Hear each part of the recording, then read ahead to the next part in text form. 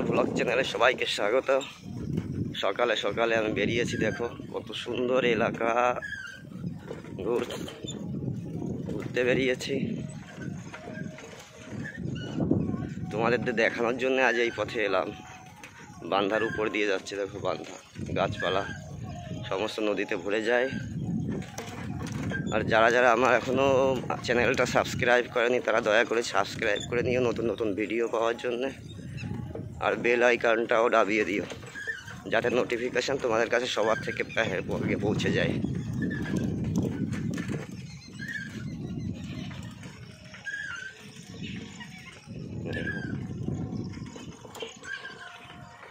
এটা